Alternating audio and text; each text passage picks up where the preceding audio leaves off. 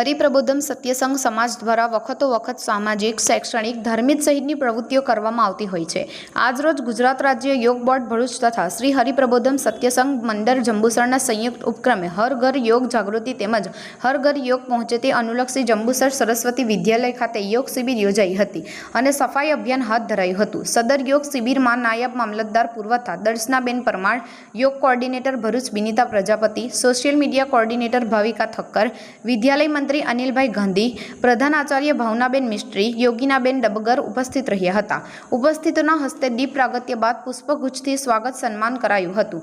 યોગ શિબિરમાં બિનિતા પ્રજાપતિ દ્વારા જીવનમાં યોગનું મહત્વ, યોગ કરવાથી થતા લાભ તથા માનનીય વડાપ્રધાન નરેન્દ્રભાઈ મોદીને મન કી બાત કાર્યક્રમમાં મેદસ્મિતાથી મુક્તિ સ્વસ્થ ગુજરાત, મેદસ્મિતા મુક્ત ગુજરાત માટે દેશવાસીઓને કરેલ આહ્વાનને ઝીલવા તે અંગે સુંદર જણાવટ સાથે સમજ આપવામાં આવી હતી અને દરેક વ્યક્તિએ યોગ કરી મેદસ્મિતા મુક્ત બની નિરોગી જીવન જીવવાની શીખ આપી હતી તથા યોગ પ્રાણાયામ ધ્યાન કરવામાં આવ્યા હતા અને યોગ દ્વારા શરીર અને મન કઈ રીતે સ્વસ્થ અને પ્રસન્ન રહી શકે તે અંગે સુંદર માર્ગદર્શન આપવામાં આવ્યું હતું।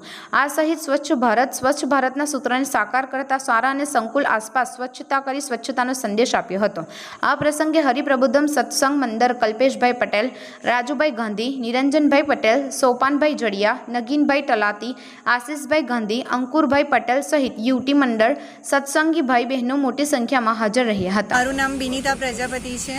હું હાલમાં યોગ કોર્ડિનેટર તરીકે ભરૂચમાં કામ કરી રહી છું અને મારા હિસ્સામાં આમોદ, જંબુસર, વાગડા અને ભરૂચનું પૂરેપૂરું કાર્ય મારા હસ્તક થ્રુ થઈ રહ્યું છે।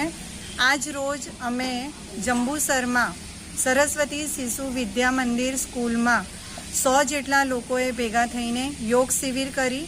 આ યોગ શિબિર દરમિયાન મેદસ્વિતા દૂર કઈ રીતે થાય તેમજ યોગથી આપણે આપણો સ્વાસ્થ્ય કઈ રીતે સ્વસ્થ રાખી શકીએ, મન અને શરીરની શુદ્ધિ કઈ રીતે કરી શકીએ એ માટેનું જ્ઞાન આ શિબિર દ્વારા આપવામાં આવ્યું। આ શિબિર દરમિયાન સ્કૂલના ટ્રસ્ટીશ્રી એ દરમિયાન મામલતદાર, મહેમાન તેમજ પત્રકાર અને સોશિયલ મીડિયા કોર્ડિનેટર અમારી સાથે ઉપસ્થિત હતા અને ખૂબ જ સરસ રીતે આ કાર્યક્રમને સહકાર આપી પૂર્ણ કરવામાં આવ્યો અને સાથે સાથે સફાઈ અભિયાનનો પણ કાર્યક્રમ કરવામાં આવ્યો જે અત્યારે આપણા ગુજરાત રાજ્યમાં ચાલી રહ્યો છે એને પણ કમ્પ્લીટ કરવામાં આવ્યો। Thank you.